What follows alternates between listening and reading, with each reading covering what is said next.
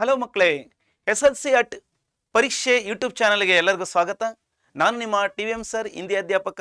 ಇವತ್ತಿನ ದಿವಸ ಹಿಂದಿ ವಿಷಯದಲ್ಲಿ ನಾನು ನಿಮಗೆ ಪೂರಕ ವಾಚನ ಎರಡನೆಯದು ಸತ್ಯ ಕಿ ಮಹಿಮಾ ಕೆ ಬಾರೆ ಮೇ ಸಬ್ಕೋ ಬತಾತಾ ಹೂಂ. ಸತ್ಯ ಕಿ ಮಹಿಮಾ ವಿಷಯದ ಬಗ್ಗೆ ನಾನು ನಿಮಗೆ ಇವತ್ತು ವಿಚಾರ ಮಾಡೋಣ. सत्यदा महिमे पूरक पाठ वाचन पूरक वाचन दो सत्य की महिमा एक संकलित भाग का है. ಇದು ಒಂದು ಸಂಗ್ರಹಿತ ಭಾಗ. ಇದರ ವಿಷಯ ಏನಪ್ಪಾ ಅಂದ್ರೆ ನೋಡಿ, ಈ ಸತ್ಯ ಕಿ ಮಹಿಮಾ ಪೂರಕ ವಾಚನದಲ್ಲಿ ನಮಗೆ ಸತ್ಯದ ಹಿರಿಮೆ, ಸತ್ಯದ ಒಂದು ಮಹಾನತೆಯ ಬಗ್ಗೆ, ಇಂಪಾರ್ಟೆನ್ಸ್ ಬಗ್ಗೆ ನಮಗೆ ಇಲ್ಲಿ ವಿಷಯ ನಮಗೆ ಪೂರಕ ವಾಚನದಲ್ಲಿ ನಮಗೆ ತಿಳಿಯುತ್ತೆ. ಪ್ರಾರಂಭದಲ್ಲಿ सत्य बहुत बोला बाला बहुत ही सीधा साधा, जो कुछ भी अपनी आंखों से देखा, बिना नमक मिर्च लगाए बोल दिया, यही तो सत्य है. बहुत बोला बाला, सत्य ಅಂತಕ್ಕಂಥದ್ದು ಬಹಳ ನೇರ ನೇರ ಸಭ್ಯವಾಗಿರ್ತಕ್ಕಂಥದ್ದು. बोला बाला का मतलब क्या होता है? सभ्य.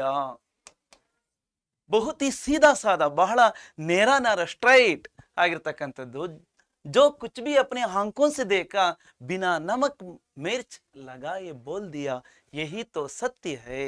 ಅಂದ್ರೆ ನಾವು ಸತ್ಯವನ್ನ ಮಾತಾಡೋದಕ್ಕೆ ನಮಗೆ ಯಾವುದೇ ರೀತಿಯಲ್ಲಿ ಅದಕ್ಕೆ ಉಪ್ಪು ಹುಳಿ ಖಾರ ಸೇರಿಸಿ ಅಂದ್ರೆ ಇನ್ನೂ ಹತ್ತಾರು ಮಸಾಲೆಯನ್ನು ನಾವು ಸೇರಿಸಿ ಹೇಳ್ತಕ್ಕಂಥ ಅವಶ್ಯಕತೆ ಇಲ್ಲ.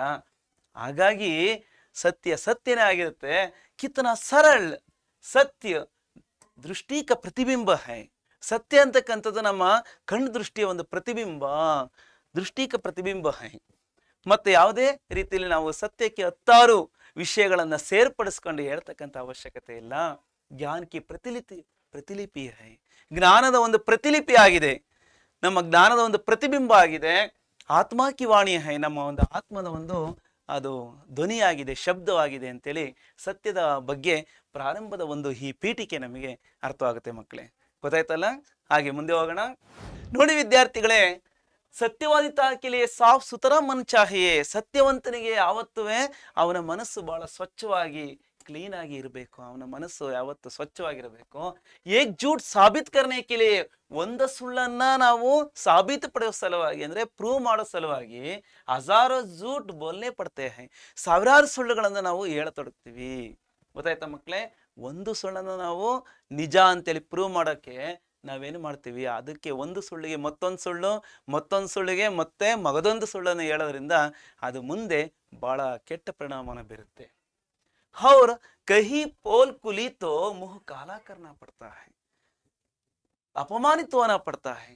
ಒಂದು ಪಕ್ಷ ನಾವು ಹೇಳ್ತಕ್ಕಂತಹ ಸುಳ್ಳು ಏನಾದ್ರೂ ಮತ್ತೊಬ್ಬರಿಗೆ ತಿಳಿಯಿತು ಅಂದ್ರೆ ನಮ್ಮ ಬಗ್ಗೆ ಅವ್ರಿಗಿರ್ತಕ್ಕಂಥ ಒಂದು ಭಾವನೆ ಏನಾಗುತ್ತಪ್ಪ ಅಂದ್ರೆ ಸರಿಯಾಗಿರಲ್ಲ, ಬಹಳ ತಪ್ಪಾಗಿ ಕಾಣುತ್ತೆ. ಅದರಿಂದ ನಮಗೆ ಮುಂದೆ ಏನಾಗುತ್ತಪ್ಪ ಅಂದ್ರೆ ಅವ್ರ ಮುಂದೆ ನಾವು ತಲೆ ತಗ್ಗಿಸ್ಬೇಕಾಗುತ್ತೆ, ಜೊತೆಗೆ ಅಪಮಾನಿತರಾಗಬೇಕಾಗುತ್ತೆ. किसी को परेशान करने दुखी करने के उद्देश्य से सत्य बोलना नहीं चाहिए. ಯಾರನ್ನು ದುಃಖಕ್ಕೆ ಅಥವಾ ಒಂದು ಅಸಂತೋಷಕ್ಕೆ ಅವ್ರನ್ನ ಒಳಗು ಮಾಡಬೇಕು, ಉಂಟು ಮಾಡಬೇಕು ಅಂತೇಳಿ ಆ ಒಂದು ಉದ್ದೇಶದಿಂದ ನಾವು ಸತ್ಯವನ್ನು ಯಾವತ್ತು ಹೇಳಬಾರ್ದು. ಇನ್ನೊಬ್ಬರಿಗೆ ನೋವಾಗುತ್ತೆ ಅಂದ್ರೆ ಆ ಸತ್ಯವನ್ನ ಹೇಳ್ದಾಗೆ ಸುಮ್ಮನೆ ಇದ್ರೆ ಬಹಳ ಒಳಿತು ಅಲ್ವಾ? ಕಾನೆ ಕೋ काना कहकर पुकारना या लंगड़े को उस जैसी नकल कर दिखाना सच बोलना नहीं होता. ಅಂದ್ರೆ ಕಾನೆ ಕೋ का अर्थ क्या है? ಒಂದು ಕಣ್ಣನ್ನ ಅಂದ್ರೆ ಒಕ್ಕಣ್ಣನನ್ನ, ಒಂಟಿ ಕಣ್ಣು, ಒಂದು ಕಣ್ಣು ಕಾಣ್ತಾ ಇರುತ್ತೆ, ಮತ್ತೊಂದು ಕಣ್ಣು ಕಾಣ್ತಾ ಇರಲ್ಲ ಅಲ್ವರ, ಅಂತವನ್ನ ಒಕ್ಕಣ್ಣ ಅಂತೇಳಿ ಕರಿತಕ್ಕಂಥದ್ದು ಎಷ್ಟು ಮಟ್ಟಿಗೆ ಸರಿ?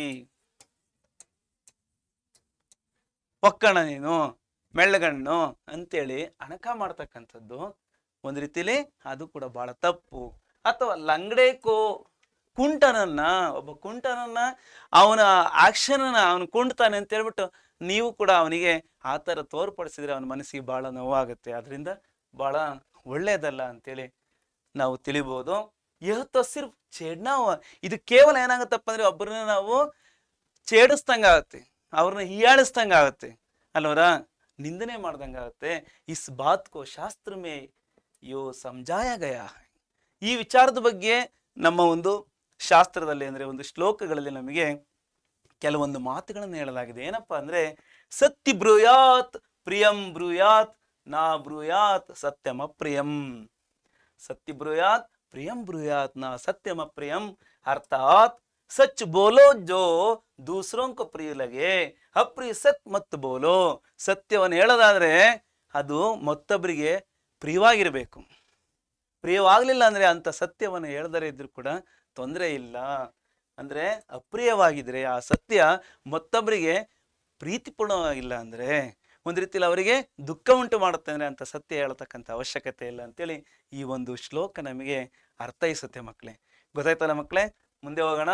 ನೋಡಿ, ಇಲ್ಲಿ ಒಬ್ಬ ಕುಂಟನ ಚಿತ್ರವನ್ನು ನಾವು ನೋಡ್ತಾ ಇದ್ದೀವಿ. ಹಾಗೆ ಕುರುಡನಾಗಿರ್ತಕ್ಕಂಥ ಒಬ್ಬ ವ್ಯಕ್ತಿ. ಇಂಥ ವ್ಯಕ್ತಿಗಳನ್ನ ನಾವು ನೋಡಿ ಹಣಕ ಮಾಡಿದರೆ ಅವರ ಮನಸ್ಸಿನ ಒಂದು ಭಾವನೆಗೆ ಎಂತಹ ಘಾಸಿ ಉಂಟು ಮಾಡುತ್ತೆ ಅಂತೇಳಿ ನಾವು ತಿಳಿದು ವಿಚಾರ ಮಾಡಿ ಮಾತಾಡ್ಬೇಕಲ್ವಾ. ಮುಂದೆ ಹೋಗೋಣ. ನಾವು ಇದುವರೆಗೂ ವಿಚಾರ ಮಾಡಿರ್ತಕ್ಕಂಥ ಸತ್ಯದ ಒಂದು ಪ್ರಾರಂಭಿಕ ಪೀಠಿಕೆಯಲ್ಲಿ ಏನೆಲ್ಲ ವಿಷಯ ನಮಗೆ ಅರ್ಥವಾಯ್ತು ಅದಕ್ಕೆ ಸಂಬಂಧಪಟ್ಟಂತೆ ಇಲ್ಲಿ ಒಂದು ಪ್ರಶ್ನೆ ನಮಗೆ ಕಾಣ್ತಾ ಇದೆ. ಟೆಕ್ಸ್ಟ್ ಬುಕ್ ಅಲ್ಲಿ ಬಂದಿರತಕ್ಕಂಥದ್ದು, ಸತ್ಯ ಕ್ಯಾ ಹೋತಾ ಹೈ ಉಸ್ಕಾ ರೂಪ್ ಕೈಸೆ ಹೋತಾ ಹೈ. ಸತ್ಯ ಅಂದ್ರೆ ಏನು, ಅದರ ಸ್ವರೂಪ ಅಥವಾ ಅದರ ರೂಪ ಹೇಗಿರುತ್ತದೆ, ಇದು 2 ಮಾರ್ಕ್ಸ್ ಕೇಳ್ತಕ್ಕಂಥ ಪ್ರಶ್ನೆ. ಅಥವಾ ಇದೇ ಪ್ರಶ್ನೆಯನ್ನ ಮತ್ತೊಂದು ರೂಪದಲ್ಲಿ ಏಪ್ರಿಲ್ 2022ರ ಬೋರ್ಡ್ ಎಕ್ಸಾಮ್ ಅಲ್ಲಿ ಕೇಳಲಾಗಿತ್ತು. ಯಾವ ತರ ಕೇಳಲಾಗಿತ್ತು?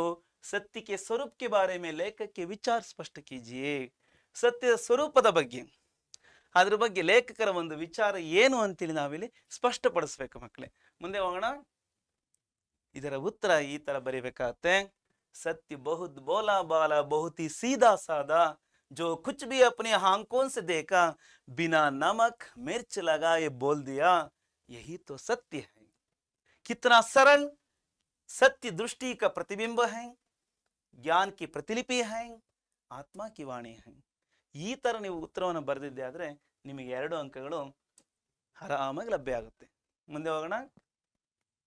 ಮತ್ತೊಂದು ಪ್ರಶ್ನೆಯಲ್ಲಿದೆ, ಶಾಸ್ತ್ರ में सत्य बोलने का तरीका कैसे समझाया गया है. ಅಂದ್ರೆ ಶಾಸ್ತ್ರದಲ್ಲಿ ಅಥವಾ ಒಂದು ಪುರಾಣದಲ್ಲಿ ಶ್ಲೋಕದಲ್ಲಿ ಸತ್ಯದ ಬಗ್ಗೆ, ಸತ್ಯವನ್ನು ಹೇಳುವ ರೀತಿಯ ಬಗ್ಗೆ ಯಾವ ರೀತಿ ಅರ್ಥೈಸಲಾಗಿದೆ. ನೋಡಿ ಮಕ್ಕಳೇ, ಈ ಪ್ರಶ್ನೆ ನಾವು ಕಳೆದ ಪರೀಕ್ಷೆಗಳಲ್ಲಿ ಅಂದ್ರೆ ಏಪ್ರಿಲ್ 2017ರ ಬೋರ್ಡ್ ಎಕ್ಸಾಮು ಹಾಗೆ 2022 ಬೋರ್ಡ್ ಎಕ್ಸಾಮ್ ಅಲ್ಲಿ ಕೂಡ ಕೇಳಲಾಗಿತ್ತು. ಇದೇ ಪ್ರಶ್ನೆ ಟೆಕ್ಸ್ಟ್ ಬುಕ್ ಅಲ್ಲಿ ಕೂಡ ನಮಗೆ ನೋಡ್ತಾ ಇದೀವಿ. 2 ಅಂಕಕ್ಕೆ ನಮಗೆ ಬರ್ತಕ್ಕಂಥ ಈ ಪ್ರಶ್ನೆ ಆಗಿದೆ. ಇದರ ಉತ್ತರ ಹೇಗೆ ನಾವು ಬರೀಬೇಕಾಗುತ್ತೆ ಈ ತರ ಇದೆ. ಶಾಸ್ತ್ರ में सत्य बोलने का तरीका समझाया गया है, सत्यम ब्रूयात प्रियम ब्रूयात ना ब्रूयात सत्यम अप्रियम. ಈ ಶ್ಲೋಕವನ್ನು ಚೆನ್ನಾಗಿ ನೀವು ಒಂದು 2-3 ಸರಿ ಬರೆದು ಪ್ರಾಕ್ಟೀಸ್ ಮಾಡಿ. ಅರ್ಥ ಸಚ್ ಬೋಲೋ ಜೋ ದೂಸರೋं को प्रिय लगे, अप्रिय सत्य मत बोलो. ಇಷ್ಟು ಬರೆದ್ರೆ ಸಾಕು ಮಕ್ಕಳೇ. ಮುಂದೆ ಹೋಗುವ. ನೋಡಿ, ಇನ್ನು ಸತ್ಯದ ಬಗ್ಗೆ ಇನ್ನು ಏನೆಲ್ಲ ಒಂದು ವಿವರಗಳನ್ನ ನಾವಿಲ್ಲಿ ಡೀಟೇಲ್ಸ್ ಆಗಿ ನಾವು ಅರ್ಥ ಮಾಡ್ಕೋಬಹುದು. ಪೂರಕ ವಚನದಲ್ಲಿ ಸಂಸಾರ में जितने महान व्यक्ति हुए सबने सत्य का सहारा लिया है. ಈ ಪ್ರಪಂಚದಲ್ಲಿ ಈ ವಿಶ್ವದಲ್ಲಿ ಎಷ್ಟೆಲ್ಲ ಮಹಾನ್ ವ್ಯಕ್ತಿಗಳಿದ್ದಾರೆ, ಅವರೆಲ್ಲ ಸತ್ಯದ ಒಂದು ಆಶ್ರಯವನ್ನ, ಸತ್ಯದ ಒಂದು ಆಸರೆಯನ್ನು ಪಡ್ಕೊಂಡಿದ್ದಾರೆ. ಸಹಾರ ಮೀನ್ಸ್ ಆಶ್ರಯ ಅಥವಾ ಬೆಂಬಲವನ್ನ, ಸಪೋರ್ಟ್, ಸತ್ಯದ ಒಂದು ನೆರವನ್ನ ಇಲ್ಲಿ ಪಡ್ಕೊಂಡಿದ್ದಾರೆ. ಸತ್ಯಕ ಪಾಲನ್ ಕಿಯಾ ಹೈ, ಅವರೆಲ್ಲ ಸತ್ಯದ ಒಂದು ಪಾಲನೆಯನ್ನು ಮಾಡ್ತಾ ಇದ್ದಾರೆ. ಸತ್ಯದ ಮಾರ್ಗದಲ್ಲಿ ಹೇಗೆ ನಾವು ಇರಬೇಕು ಅಂತೇಳಿ ರಾಜ ಹರಿಶ್ಚಂದ್ರಕ್ಕೆ ಸತ್ಯನಿಷ್ಠ ವಿಶ್ವವಿಖ್ಯಾತ ಹೈ.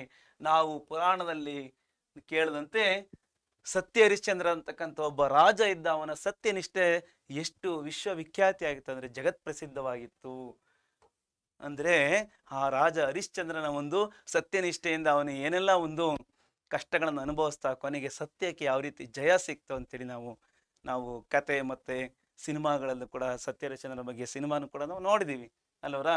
उन्हें सत्य के मार्ग पर चलते अनेक कठिनाइयों का सामना करना पड़ा. ಅವನು ಸತ್ಯದ ದಾರಿಲಿ ಹೋಗ್ಬೇಕಾದ್ರೆ ಅನೇಕ ಕಷ್ಟಗಳು ಬರುತ್ತೆ.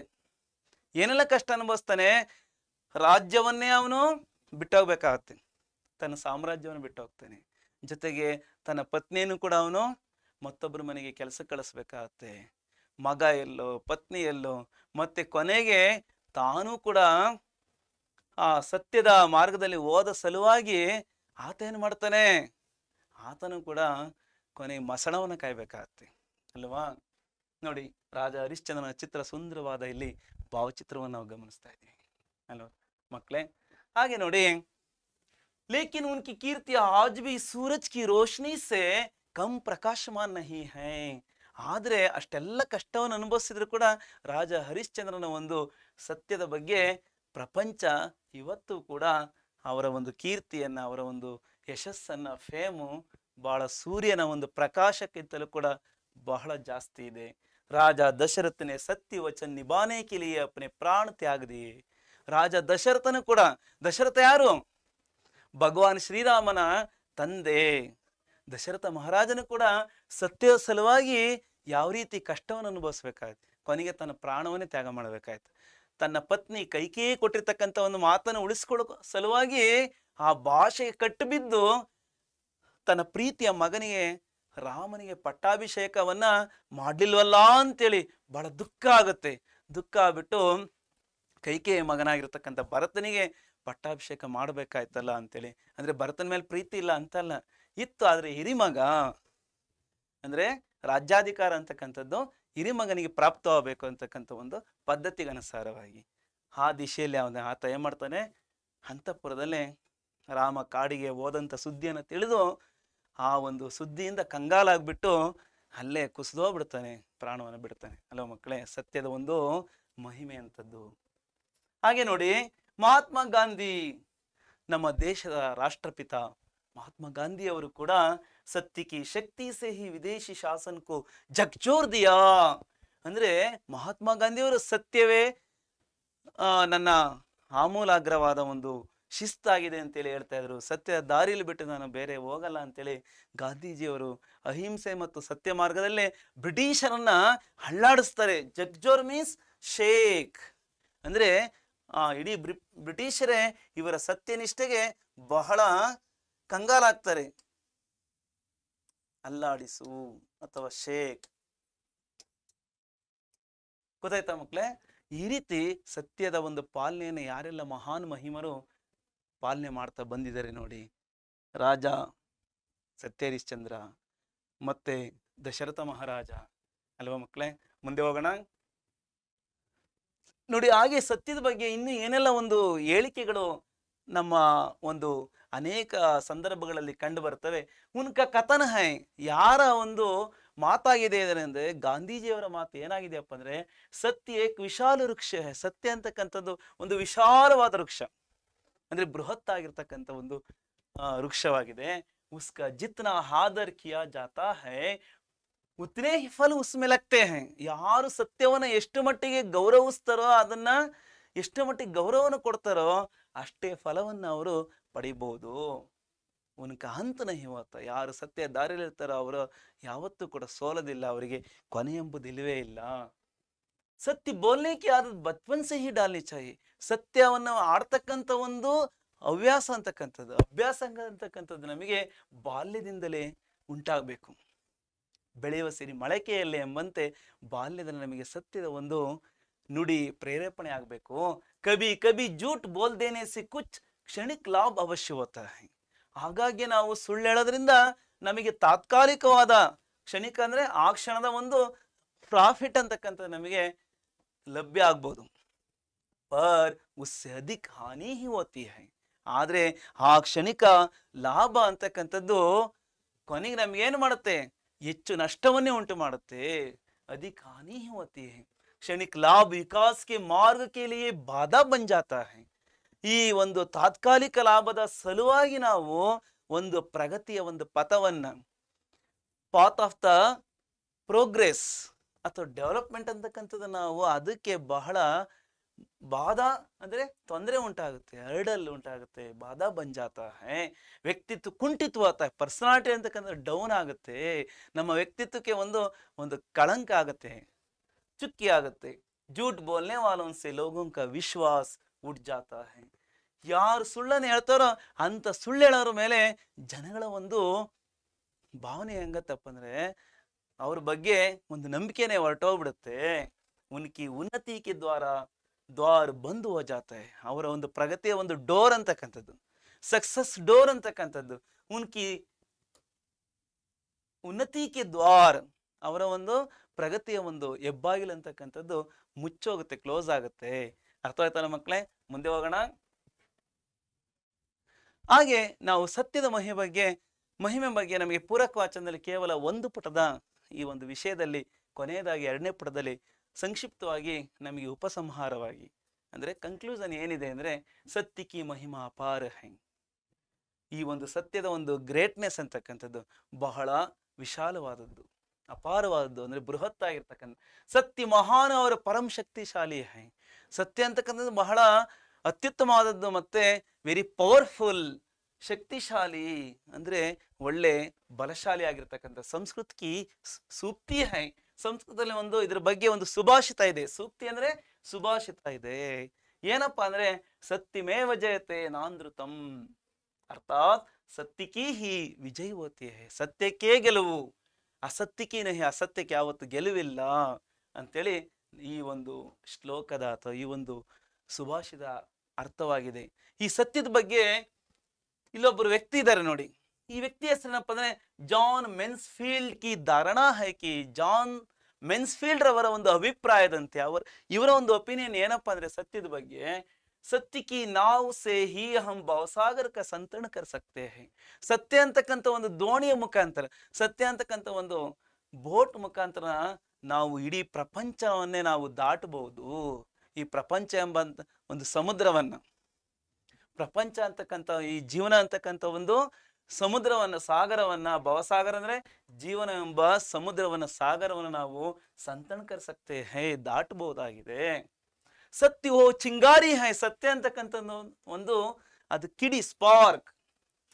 ಚಿಂಗಾರಿ ಕ ಮತ್ಲಬ್ ಕ್ಯಾ ಹೋತಾ ಹೈ? ಕಿಡಿ ಅಂದ್ರೆ ಅದು ಒಂದು ರೀತಿಲಿ ಬೆಳಕು, ಸ್ಪಾರ್ಕ್ ಇದ್ದಂಗೆ.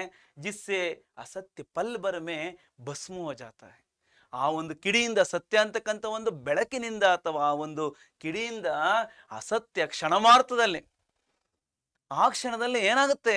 ಡೆಸ್ಟ್ರಾಯ್ ಆಗುತ್ತೆ. ಬಸ್ ಹೋ ಜಾತಾ ಹೈ ಅಂದ್ರೆ ಹಾಳಾಗ್ಬಿಡುತ್ತೆ. ಅತಃ ಆದ್ದರಿಂದ ಹಮೇ ಹರ್ ಸ್ಥಿತಿ ಮೇ ಸತ್ಯ ಬೋಲ್ನೆ ಔರ್ ಪಾಲನ್ ಕರ್ನೆ ಕಾ ಅಭ್ಯಾಸ ಕರ್ನಾ ಚಾಹಿಯೆ. ಹಾಗಾಗಿ ನಾವು ಪ್ರತಿ ಕ್ಷಣದಲ್ಲಿ ನಮ್ಮ ಒಂದು ಎಲ್ಲ ಸಿಚುಯೇಷನ್ಸ್ ಅಲ್ಲಿ ನಾವು ಸತ್ಯವನ್ನು ಹಾಡೋದಿಕ್ಕೆ, ಸತ್ಯವನ್ನ ಪಾಲನೆ ಮಾಡೋದಕ್ಕೆ ನಾವು ಯಾವಾಗಲೂ ಅಭ್ಯಾಸ ಮಾಡ್ತಾ ಇರಬೇಕು, ಪ್ರಾಕ್ಟೀಸ್ ಮಾಡ್ತಾ ಇರಬೇಕು ಅಂತೇಳಿ ನಾವೆಲ್ಲ ಈ ಸತ್ಯದ ಬಗ್ಗೆ, ಇಂಪಾರ್ಟೆನ್ಸ್ ಬಗ್ಗೆ ನಮಗೆ ನಾವು ಕಾಯಿನಲ್ಲೇ ಈ ಒಂದು ಅಶೋಕ ಚಿಹ್ನೆಯ ಕೆಳಗಡೆ ಸತ್ಯಮೇವ ಜಯತೆ ಅಂತಕ್ಕಂಥ ಒಂದು ಬರಹವನ್ನು ನಾವು ನೋಡ್ಬೋದು ಮಕ್ಕಳೇ. ಹಾಗೆ ಅಶೋಕನ ಒಂದು ಸ್ತಂಭ ಇದೆ ಅಲ್ವಾ, ಸಾಂಚಿಲಿರ್ತಕ್ಕಂಥ ಈ ಅಶೋಕ ಸ್ತಂಭದಲ್ಲೂ ಕೂಡ ಈ ಒಂದು ಬರವಣಿಗೆ ನಮಗೆ ಈ ಸಿಂಹ ಲಾಂಛನದ ಕೆಳಗಡೆ ಬರೆಯಲ್ಪಟ್ಟಿದೆ. ಅಂದ್ರೆ ನಮ್ಮ ಪುರಾತನ ಕಾಲದಿಂದಲೂ ಕೂಡ ಇವತ್ತಿನವರು ಕೂಡ ಸತ್ಯದ ಬಗ್ಗೆ ನಮ್ಮ ಪ್ರಜೆಗಳು, ದೇಶವಾಸಿಗಳು ಮತ್ತು ಸರ್ಕಾರನು ಕೂಡ ಎಷ್ಟು ಮಟ್ಟಿಗೆ ಪ್ರಾಧಾನ್ಯತೆಯನ್ನು ಕೊಡಬೇಕು ಅಂತೇಳಿ ಪಬ್ಲಿಕ್ಸ್ಗೆ, ಸಾರ್ವಜನಿಕರಿಗೆ ಈ ಥರ ಒಂದು ಕಾಯಿನಲ್ಲೂ ಕೂಡ ಅನೇಕ ಸೂಚನೆಗಳ ಮುಖಾಂತರ ನಮಗೆ ತಿಳಿಯಪಡಿಸಿದ್ದಾರೆ. ಇಷ್ಟೆಲ್ಲ ಚೆನ್ನಾಗಿ ಅರ್ಥವಾಯ್ತಲ್ಲ ಮಕ್ಕಳೇ? ಹಾಗೆ ಮುಂದೆ ಹೋಗುವ. ಇದುವರೆಗೂ ನಾವು ಸತ್ಯದ ಬಗ್ಗೆ ಏನೆಲ್ಲ ಒಂದು ಡಿಸ್ಕಸ್ ಮಾಡಿದ್ವೋ ಅದಕ್ಕೆ ಸಂಬಂಧಪಟ್ಟಂತೆ 4ನೇ ಪ್ರಶ್ನೆ ಇಲ್ಲಿದೆ. ಈ ಪ್ರಶ್ನೆ ಟೆಕ್ಸ್ಟ್ ಬುಕ್ ಅಲ್ಲಿ ನಮಗೆ ಕೊಡಲಾಗಿದೆ. ಪ್ರಶ್ನೆ ಏನಪ್ಪಾ ಅಂದ್ರೆ, ಸಂಸಾರ ಕೆ ಮಹಾನ್ ವ್ಯಕ್ತಿಯೋನೆ ಸತ್ಯ ಕ ಸಹಾರ ಲಿಯಾ ಹೈ, ಸೌದಾರ್ಣ ಸಮಜಾಯೇ. ಜಗತ್ತಿನ ಮಹಾನ್ ವ್ಯಕ್ತಿಗಳು ಸತ್ಯದ ಒಂದು ಆಶ್ರಯವನ್ನ ತಗೊಂಡಿದ್ದಾರೆ, ಇದನ್ನ ಉದಾಹರಣೆ ಸಹಿತ ಅರ್ಥೈಸಿರಿ. ಯಾವ ರೀತಿ ಬರಿಬೇಕಾಗತ್ತೆ? ಉತ್ತರವನ್ನ ಈ ರೀತಿ ಬರಿಬೇಕಾಗತ್ತೆ. संसार में जितने महान व्यक्ति हुए सबने सत्य का सहारा लिया है, सत्य का पालन किया है. राजा हरिश्चंद्र की सत्यनिष्ठा विश्वविख्यात है. उन्हें सत्य के मार्ग पर चलते अनेक कठिनाइयों का सामना करना पड़ा, लेकिन उनकी कीर्ति आज भी सूरज की रोशनी से कम प्रकाशमान नहीं है. राजा दशरथ ने सत्य वचन निभाने के लिए अपने प्राण त्याग दिया. महात्मा गांधी ने सत्य की शक्ति से ही विदेशी शासन को जगचोर दिया. इಷ್ಟು ವಿಷಯವನ್ನು ನೀವು ಬರೆದಿದ್ರೆ ಈ ಪ್ರಶ್ನೆಗೆ ನಮಗೆ 3-4 ಅಂಕಗಳು ಸಿಗುತ್ತೆ ಅಲ್ವಾ ಮಕ್ಕಳೇ? ನಾವು ಈಗ ಹಾಗೆ ಮುಂದೆ ಹೋಗೋಣ. ನೋಡಿ, ಮತ್ತೊಂದು ಪ್ರಶ್ನೆ ಇದೆ, 5ನೇ ಪ್ರಶ್ನೆಯಾಗಿ. ಈ ಪ್ರಶ್ನೆಯನ್ನು ನಾವು SLC ಎಕ್ಸಾಮ್ ಬೋರ್ಡ್ ಮೂಲಕ ಏಪ್ರಿಲ್ 2017 ಹಾಗೂ 2019ರಲ್ಲಿ ಕೇಳಲಾಗಿರ್ತಕ್ಕಂಥ ಪ್ರಶ್ನೆ. ಮತ್ತೆ ಟೆಕ್ಸ್ಟ್ ಬುಕ್ ಅಲ್ಲೂ ಕೂಡ ಈ ಪ್ರಶ್ನೆ ನಮಗೆ ಇದೆ ಅಭ್ಯಾಸದಲ್ಲಿ. ಮಹಾತ್ಮ ಗಾಂಧಿ का सत्य की शक्ति के बारे में क्या कथन है? ಮಹಾತ್ಮ ಗಾಂಧೀಜಿಯವರ ಒಂದು ಸತ್ಯದ ಒಂದು ಶಕ್ತಿಯ ಬಗ್ಗೆ ಏನು ಅವರ ಒಂದು ಅಭಿಪ್ರಾಯ ಇದೆ, ಏನೋ ಅವರ ಒಂದು ಒಪಿನಿಯನ್ ಇದೆ, ಅದ್ರ ಬಗ್ಗೆ ನೀವು ಬರಿಬೇಕಾಗತ್ತೆ. ಯಾವ ರೀತಿ ಬರಿಬೇಕಾಗುತ್ತೆ ತಾವೆಲ್ಲ ಕೇಳಿದಿರಾ? ಉನ್ಕ ಕಥನ ಹೈ, ಅವರ ಒಂದು ಅಭಿಪ್ರಾಯ ಅಥವಾ ಮಾತಾಗಿದೆ. सत्य एक विशाल वृक्ष है, उसका जितना आदर किया जाता है उतने ही फल उसमें लगते हैं, उनका अंत नहीं होता. सत्य बोलने की आदत बचपन से ही डालनी चाहिए. ಇಷ್ಟು ಉತ್ತರವನ್ನು ನೀವು ಬರೆದಿದ್ದೆ ಆದರೆ ನಿಮಗೆ 2-3 ಅಂಕಗಳು ನಿಮಗೆ ಲಭ್ಯ ಆಗುತ್ತೆ ಮಕ್ಕಳೇ. ಅರ್ಥವಾಯ್ತಲ್ಲ? ಹಾಗೆ ಹೋಗೋಣ. ಮತ್ತೊಂದು ಪ್ರಶ್ನೆ ಇಲ್ಲಿದೆ. झूठ का सहारा लेता है तो क्या क्या सहना पड़ता है?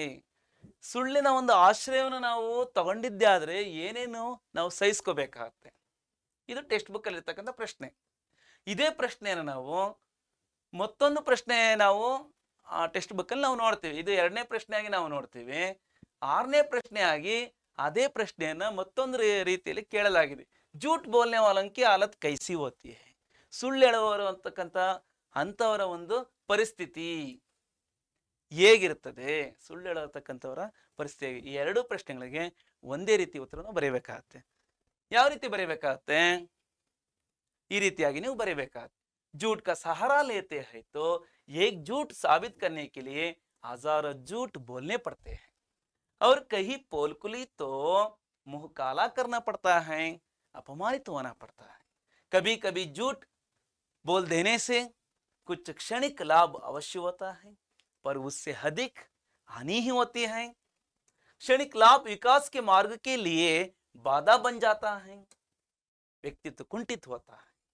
झूठ बोलने वालों से लोगों का विश्वास उठ जाता है, उनकी उन्नति के द्वार बंद हो जाते हैं. ನೋಡಿ ಮಕ್ಕಳೇ, ಇದೆಲ್ಲ ವಿವರಣೆ ನಿಮಗೆ ಈಗಾಗಲೇ ನಾನು ನಿಮಗೆ ತಿಳಿಸ್ಕೊಟ್ಟಿದ್ದೀನಿ. ಮತ್ತೆ ಇಲ್ಲಿ ನಿಮಗೆ ಕನ್ನಡದಲ್ಲಿ ಹೇಳ್ತಕ್ಕಂಥ ಒಂದು ಅವಶ್ಯಕತೆ ಇಲ್ಲ ಅಂತ ನಾನಾದರೂ ಭಾವಿಸ್ತೀನಿ. ಚೆನ್ನಾಗಿ ಅರ್ಥವಾಗಿದೆಯಲ್ಲ ಮಕ್ಕಳೇ? ಬಹಳ ಸಿಂಪಲ್ ಲೆಸನ್ನು, ಅಂದರೆ ವಿಶಾಲ ಅರ್ಥವನ್ನು ಒಳಗೊಂಡಿದೆ.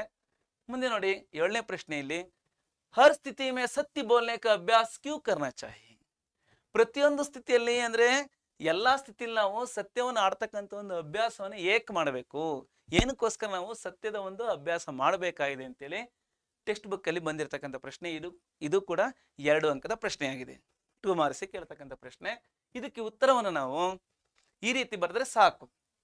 ಸತ್ಯ ಹೋ ಚಿಂಗಾರಿ ಹೈ ಜಿಸ್ಸೆ ಅಸತ್ಯ ಪಲ್ಬರ್ ಮೇ ಭಸ್ಮ ಹೋ ಜಾತಾ ಹೈ.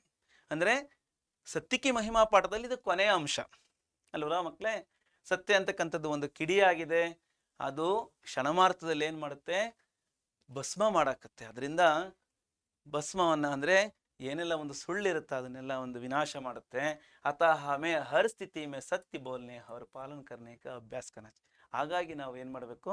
ಯಾವುದೇ ಸಮಯದಲ್ಲಿ ಸತ್ಯವನ್ನ ಹೇಳೋದಿಕ್ಕೆ, ಸತ್ಯವನ್ನ ಆಡೋದಿಕ್ಕೆ ನಾವು ಪಾಲನೆಯನ್ನು ಮಾಡಬೇಕಾಗತ್ತೆ ಅಲ್ವಾ? ಮುಂದೆ ಹೋಗೋಣ. ಇದುವರೆಗೂ ನಾವು ನೀವೆಲ್ಲ ಸತ್ಯಕ್ಕೆ ಮಹಿಮಾ, ಪೂರಕ ವಾಚನ 2ರ ಬಗ್ಗೆ ಅನೇಕ ಅಂಶಗಳನ್ನು ನಾವು ತಿಳ್ಕೊಂಡಿದ್ದೀವಿ. ನಮ್ಮ ಜೀವನದಲ್ಲಿ ಅಳವಡಿಸ್ಕೊಳ್ಳೋಣ ಅಂತ ಹೇಳ್ತಾ ಇದುವರೆಗೂ ಕೇಳಿರ್ತಕ್ಕಂಥ ನನ್ನೆಲ್ಲ ನೆಚ್ಚಿನ ವಿದ್ಯಾರ್ಥಿಗಳಿಗೆ ಧನ್ಯವಾದ. ಮುಂದಿನ ವಿಡಿಯೋದಲ್ಲಿ ಸಿಗೋಣ.